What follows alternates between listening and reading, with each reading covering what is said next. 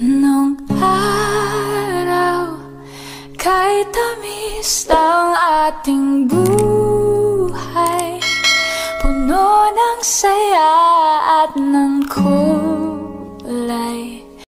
Malulunod ang barko. Ang life jacket nyo isuot ninyo. Sigaw ng masiman sa barko. Travel pa naman ako papuntang Cebu dahil gusto kong ma-experience ang sumakay ng barko. May dadalohan akong binyag sa anak ng college friends ko. Hilary Grace Lopez, the only child of business tycoon Sebastian Lopez, and attorney Marcel Sandoval Lopez. Lord, kayo na ho ang bahala sa akin. Pero sana po, kahit mawala man ako ay mahahanap ng mga magulang ko ang katawan ko. Umiiyak kong bulong sa sarili ko. Shit, malulunod ang barko kung hindi sana ako pinagbarko ni Daddy para umuwi ng Cebu. Eh di sana, hindi ito mangyari sa akin. A-attend ng business events si Bricks Montojo. Isa si Bricks Montojo na tagapagmana ng Montojo Shipping Line. Dalawa silang magkapatid. Wala na ang mami ni Bricks. Namatay ito sa panganganak ng nakababatang kapatid na si Debbie. Mabilis kong sinuot ang life jacket ko, saka ako nagmamadaling tumalon sa tubig dagat. Marami nang nagtatalunan sa tubig ng mga sandaling iyon. Gusto kong maawa sa mga matanda at bata dahil na-experience nila ang ganitong trahedya. Halos mag-uumaga na ay nandoon pa rin kami sa dagat dahil wala pang rescue. Dahil sa pagod at gutom ay tuluyan na akong nahimatay. Hindi ko na alam ang susunod na nangyari sa akin. Nagising ako sa sobrang sakit sa balat na sikat ng araw na tumatama sa akin. Tumayo ako at paika-ika akong naglalakad sa dalampasigan. Ngunit wala akong taong nakita kahit isa. Napansin ko din ang hapdi ng tuhod ko, kaya tiningnan ko kung bakit mahapdi iyon. Nakita kong may sugat pala ako. At dahil wala akong pangtapal sa sugat ko, ay sinira ko ang damit ko dahil nagdudugo pa din ito. Nang matapos kong matakpan ang sugat ko ay naglakad akong muli. Dahil malayo-layo na ang nilakad ko, ay may napansin akong parang figura ng tao na nakahiga sa dalampasigan. Mabilis kong pinuntahan ito. Babae? Jesus! Patay na ba ito? Bulong kong tanong sa sarili ko. Kahit nahihirapan ay mabilis ko itong kinarga at dinala sa medyo hindi mainit na lugar. Napakaganda naman ng babaeng ito, pero parang pamilyar sa akin ang mukha ng babaeng ito. Baka artista ito. Pinulisuhan ko ang babae, ngunit buhay pa ito. Kaya kahit papaano ay nakahinga ako ng maluwag. Maya-maya ay narinig ko ang pag-ungol ng babae. Hey, are you awake? Wika ako dito. Ungol nito. Hey, are you okay? Muling sad ko dito. Nang tuluyan na itong nagising ay napatingin ito sa akin. Who are you? Mabilis itong bumangon at naupo. Nasaan ako? Muling ulit nitong tanong sa akin. Nasa isang trahedya tayo. Hindi ko alam kung anong lugar ito. Saad ko sa babae. No! Gusto kong umalis dito. Hysterical nitong wika sa akin. Hey, calm down. It's fine, okay? Baka may rescue para mahanap tayo. Tarantang saad ko dito, kahit naman papaano ay hindi na ito nagsalita pa. Nakikiramdam na lamang ito. Paika-ika akong tumayo at iniwan ito. Hindi pa nga ako nakakalayo ay sumigaw na ito. What are you doing? Are you leaving? Saad dito sa akin. Hey, relax. I'm finding a food para sa atin. Baka gutom ka na din. Saad ko sa babae. Kumalma naman ito nang sabihin ko ang rason ko. Ano ang magiging buhay ni na Hilary at Bricks sa isla na iyon? Paano kung ang island na iyon ang saksi sa pag-iisang katawan ng dalawang taong ayaw aminin ng totoong nararamdaman sa isa't isa? Ating tunghayan ang nakakakilig na love story nila Hilary Grace Lopez and Bricks Montojo. At paano kung ang nangyari sa kanila sa isla ay nagbunga ng isang triplets. Pero simula nang matagpuan sila ng kani-kanilang mga magulang sa islang iyon ay hindi na sila nagkitang muli. Pagkaraan ng 5 taon ay nag-cruise ang landas nila ng lalaki. Magagawa bang ipakilala ni Hilary ang mga anak sa ama ng mga ito? Hilary naman, please, subukan nating isaayos itong relasyon natin. Hindi ko kayang mawala ka sa akin, babe. Please, I'm begging you. Ang nagmamakaawang saad ni Lexter sa akin. Lexter Montifalco is my longtime boyfriend. Naging kami ni Lexter dahil isa ito sa mga MVP player noong college kami. Bukod sa sikat itong basketballista, ay campus crush din ito. Pero syempre sa akin ito nagkagusto. Pero sa 5 taon naming magkasintahan, ay wala pa ring nangyayari sa aming intimate scene dahil gusto ko. Ibibigay ko lamang iyon sa araw ng kasal namin.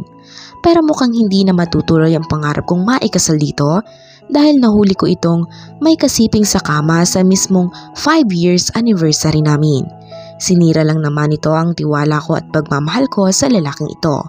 Sa Lexter Montefalco ay nag-iisang anak ng isang sikat na senador ng bansa, si Senator Gerardo Montefalco. For what, Lexter? Once is enough. Iisa lang ang ibig sabihin nun. You're a cheater. Wika ko sa lalaki. Babe, kahit ngayon lang, please. Just give me a second chance para patunayan sa iyong kaya kong magbago at sincere ko sa paghingi ng tawad sa iyo. Saad nito sa akin, sa mga yak-ngiyak na pagmumukha nito. I'm sorry, Lexter. It's over. Sinaktan mo ko. Ginago mo ko. Imagine, kaya mong ipagpalit ang 5 taon natin sa isang babae na kailan mo lang nakilala? Sobrang sakit, Lexter, kaya hindi ko na kayang magtiwala pa sa iyo. Balikan mo ang babae mo dahil siya ang magbibigay ng mga gusto mo. Hindi mo na nirespeto ang ilang taon nating magkarelasyon? Ngayon, mangjowa pa lang tayo eh. Nagawa mo na akong iputan sa ulo? How much if we're married? Baka mas lalong maging komplikado ang sitwasyon natin. Just go on. Kalimutan mo na ako dahil sa tingin ko'y hindi ako ang tamang babae para sa iyo. Siguro nga'y hindi ako ang nakikita mo as your future wife. Mahaba kong saa dito. No, Hilary please, hindi ko kaya. Tigmak ang luha nitong sumamo sa akin. I'm sorry Lexter, goodbye. Wika ko dito saka ako nagmamadaling sumakay sa red sports car ko at pinaharurot paalis ng restaurant na iyon. Sa isang sikat na Japanese restaurant kami sa may ermita, nagpa siyang magkita ni Lexter kasi palagi itong nangungulit na makausap ako. Matapos ko kasing mahuli ito sa akto kung paano nito i-sex ang babaeng kaulayaw nito sa kama. Nandiri ako sa nakikita ko. Imagine, nag-effort pa akong i-surprise ito for our anniversary. Pero ako pa lang masurpresa dahil may kasama itong babae sa loob ng condo unit nito. Tumulo ang luha ko sa kaisipang iyon. Sa isang iglap ay nagkahiwalay kami ng lalaki sa isang pagkakamali lang nito. Napatingin ako sa cellphone ko nang umilaw iyon, alam kong may tumatawag sa akin. Kaya mabilis kong sinaksak ang headset ko at kinabit sa tenga ko. It's Jama, my college friends. Saksi din ito sa pag-iibigan namin ni Lexter. Pero nasa Cebu ito ngayon dahil kakapanganak lang nito noong nakaraang buwan. Nagkatuluyan lang naman sila ng boyfriend nitong si Marco na long-time boyfriend din ito. Actually, high school pa lang ay magkasintahan ng mga ito. Yes sis, bungad kong saa dito. Sis, binyag ng anak ko next week, okay? Baka makakalimutan mo ha? I called you because I want you to remind this. Saad ng babae sa kabilang linya. Oh, I'm sorry Jam, I forgot but yes, darating ako. Wika ako dito. Siguraduhin mo lang Hilary dahil babatukan talaga kita. Ninang ka pa naman dito sa anak ko. Bantang saad nito sa akin na ikinatawa ko na lang. Yes, I'm serious, darating ako. Where are you Hilary? Tanong sa akin ng kaibigan ko. Going home. Kakatapos lang namin mag-usap ni Lexter Jam. At kung itatanong mong hiwalay na nga talaga kami, yes, hiwalay na kami. Ayoko nang tanggapin ito dahil ayokong sasakit ang ulo ko in the near future. Baka kapag pinatawad ko ito'y mas lalo lang lalaki ang ulo at gagawa ulit ng kablustugan. Kaya just for once ay tama na? Saad ko dito. Alam mo, sayang ang 5 taong pag-iibigan ninyong magkasintahan. Yes, Jam, sayang nga. Pero sana naisip niya munang iyong pinagsamahan namin bago niya naisipang pagtaksilan ako. Wika ako sa kaibigan ko. O siya, sige na. Ibababa ko na itong tawag, okay? Basta sa susunod na linggo darating ka ha? Wika nito sa akin. Yes, Jam. Saad ko dito. Pero magbarko na lang ako upang ma-experience ko din kung paano sumakay sa barko. Saad ko ditong muli. Okay, ikaw ang bahala. Bye, Hilary. Ingat sa pagdadrive. Bye, Jam, and thank you. Wika ko dito. Nang marinig ko ang busy tone, ay binalik ko ang cellphone ko sa kabilang upuan, saka nag-focus na sa pagdadrive pa uwi ng bahay. Kakapasok ko lang sa bahay nang madatnan ko si Mommy, nakausap ang daddy ko. Nilapitan ko ang mga ito para halikan ng parents ko sa pisngi. Iha, where have you been?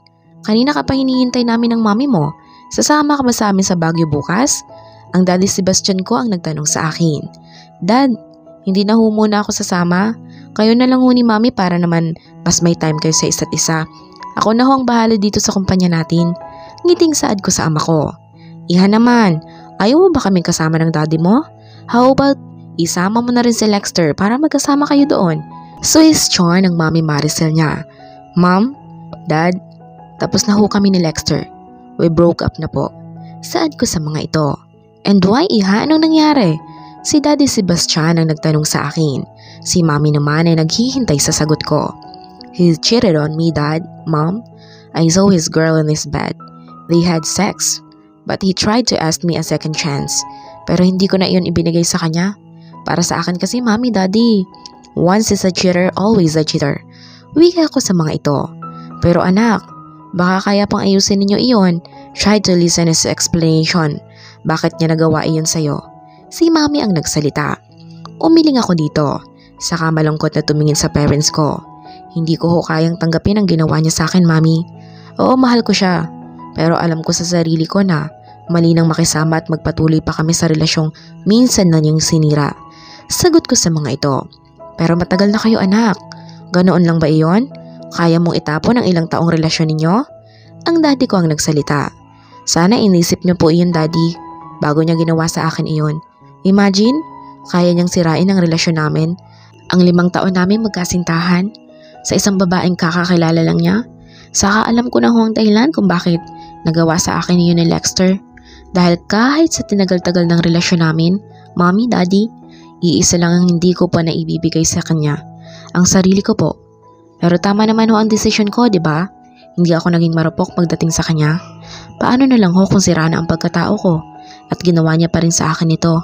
Ako ang mas magiging kawawa, Daddy, Mommy. Kaya pasensya na ho kayo na hindi ko po binigyan ng second chance si Lexter. Alam ko din ho na gusto ninyo siya para sa akin dahil katulad natin ay mayaman din ang pamilya niya. Pero hindi ko na ho kayang magkasama siya. Mahabang wika ko sa mga ito. Naintindihan naman ako ng mga magulang ko sa narinig galing sa akin. Niyakap na lamang ako ng mga ito. Mag-iingat ka doon, iha, okay? Bakit ba ayaw mo mag-eroplano na lamang para makarating ka kaagad, anak? Saad sa akin ng Mami Maricel ko. Mom, I want to explore. Gusto kong mag-travel na nakabarko para ma-experience ko naman ang paglalayag sa dagat. Saad ko dito. But iha, masyadong delikado ang paglalayag. Saka matagal ka pang makarating doon sa pupuntahan mo kung magbabarko ka lang, anak. Giit na saad nito sa akin. Mom, it's fine, okay? I can manage, mag-ingat naman ako eh. Pagbibigay ko ng assurance sa mami ko. Sige na nga, ikaw na ang bahala. Basta tumawag sa amin ng daddy mo kapag nakarating ka na doon, okay? Muling wika nito sa akin. Yes, Mom. Saad ko dito. Tiningnan ko si Daddy. Tahimik lang itong nagikinig sa amin ni Mami, kaya nilapitan ko ito sa kaniyaka para magpaalam dito. Dad, aalis na po ako. Ingat kayo dito ni Mami, ha? Saad ko dito habang nakayakap sa bewang ng matanda. Hinalikan ko din ito sa pisngi. Ikaw ang mag-iingat, anak. Tumawag ka kaagad sa amin kapag nakarating ka na doon, ha? Hihintay namin ang tawag mo. Wika nito sa akin. Nang tuluyan akong lulan sa kotse kasi ihahatid pa ako ng family driver namin na si Mang Poldo. Dumaan kami sa kalsada na shortcut papuntang pier ay agad kaming nakarating doon. Agad akong bumaba sa kotse nang pabuksan ako ng driver saka ako kinuha ang maleta ko. Tanging short lang ang suot ko na tinarnohan ko ng spaghetti strap na red. Saka nakaboots ako na kulay kaki. Thank you, Manong Poldo. Papasok na po ako sa pier. Saad ko dito. Mag-iingat ho kayo, senyorita. Saad nito sa akin. Tumango naman ako dito at saka ngumiti. Nang tuluyan na akong nakapasok sa terminal ng pier, ay matyaga akong umupo doon upang hintayin ang barkong sasakyan ko papuntang Cebu. Ano kaya ang susunod na mangyayari? Abangan po natin sa susunod na kabanata. Thank you and God bless.